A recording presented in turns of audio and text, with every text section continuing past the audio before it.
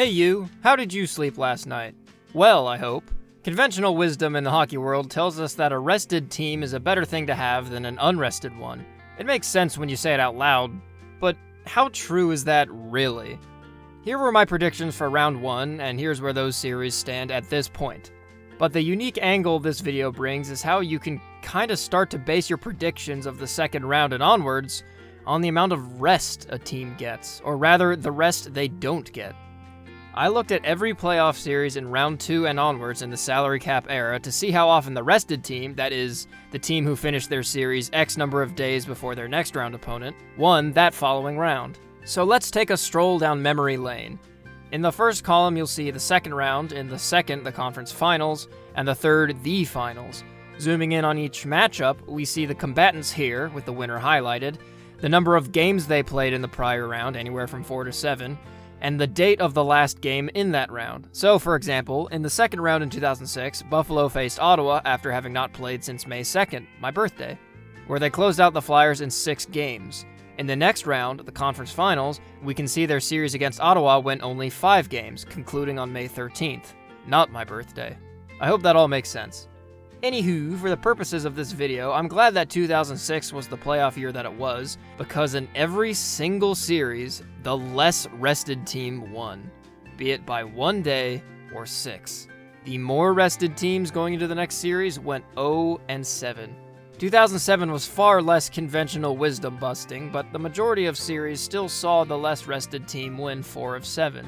2008 was the same story, the majority goes to the unrested.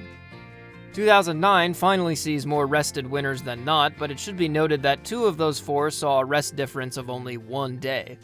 And in 2010, we're right back to the sleepy majority. 2011 saw all but 1 series go to the unrested, and that lone series was won by the best team in the regular season. Do you see where I'm going with this? 2012, 4 of 7 are won by the unrested. Unsurprisingly, 2 of those 3 are the Kings, who historically tore through everyone on their way to the Cup. 2013 is a juicy 6 out of 7, with the one exception again being the regular season champions from that year. It also featured one of only 2 series in this video where both teams finished their prior series on the same day, so neither team is technically the rested one. It's weird that that happens so rarely. 2014, another unrested majority. This time, one of the 3 rested winners series saw both combatants come out of a 7-game series separated by 1 day. 2015, only 2 unrested winners out of 7. What the heck is going on with 2015? Every time I look at this postseason using any kind of lens, it always comes out just weird. It's a black sheep. But look at this, we're right back to the majority being guys who haven't had as much time off as the other team. Isn't that nuts? 2017 was rested winners 4, unrested winners 3. Same deal in 2018, but this is also the only year where every unrested victor series was won by the same team, the champion Capitals. 2019 gets back on track with 5 of 7 winners being the tired bunch, and even the 2 that weren't still played the same amount of games in the prior series. For 2020, I didn't count the qualifying round or round robin because every team had had months off beforehand, and it just seemed like too much of an outlying factor to change the existing setup. The rested were out of luck again. 4 of 7 series in 2021 went to the non-rested, and a 5th had the same game number and a 1-day difference. And last year, a pedestrian 3 of 7 unrested winners, with another one of those pesky oh-so-closers.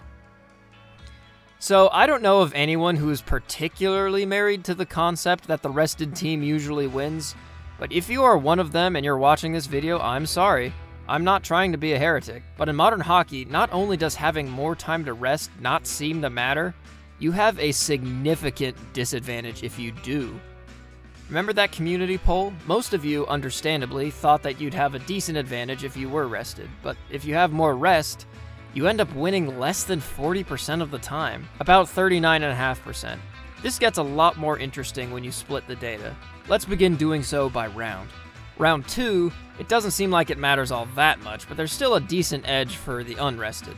Same thing for the conference finals, but the finals, yeah. Only 3 times in the salary cap era has the more rested team won the finals.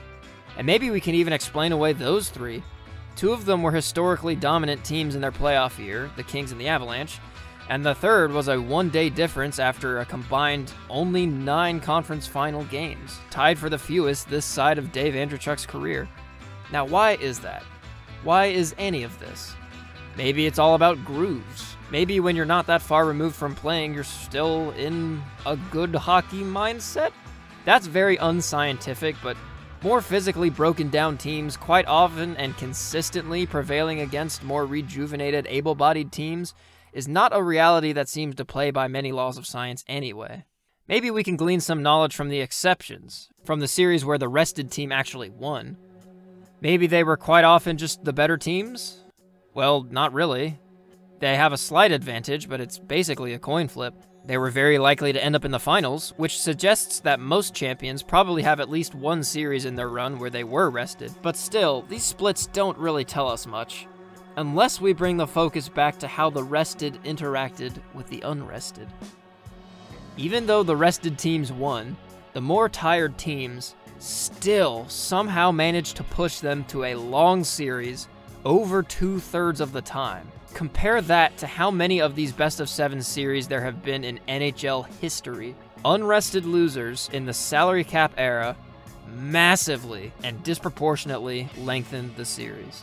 They almost wiped sweeps completely off the map. I think it is exceedingly interesting that not only does the less rested team win over 60% of the time, but even if they don't, there is a very good chance that they'll take the team they fall to all the way. Just for funsies, we can also see how fewer days of rest among the rested winners actually seems to be a good thing, with over 3/4 of rested winners having less than half a week to be the rested team. So, let's wrap all of these learnings up in a neat little bow. 1. Being the rested team historically means you are more likely to lose. 2. Unrested teams force longer series, far more than the historical average. 3. If you were a rested winner, you likely didn't have much rest anyway. Conclusion: rest seemingly is a detriment, and going into the next round fresh or active or in the right groove, whatever you want to call it, apparently is a big boon. Meme conclusion: don't fall asleep. Martin Jelena will score on you. I promised you a unique spin on playoff predictions, and I've laid the groundwork for it, so here's the thing in earnest. My watertight, incredibly scientific prediction is threefold. I will update the specifics in the comments as these and future series actually conclude, so we can see how laughably incorrect I was. Firstly, 3 of the 4 rested round 1 winners will lose round 2. Secondly, the more rested cup finalist will lose unless they are a historically dominant team.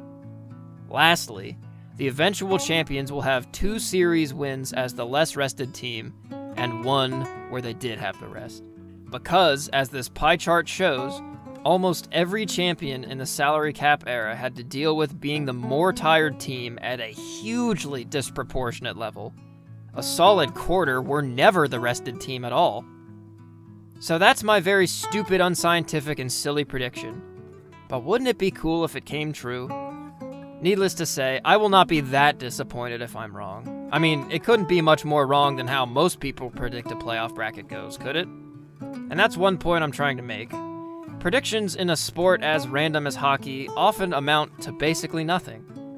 So, what's another goofy method in a sea full of them?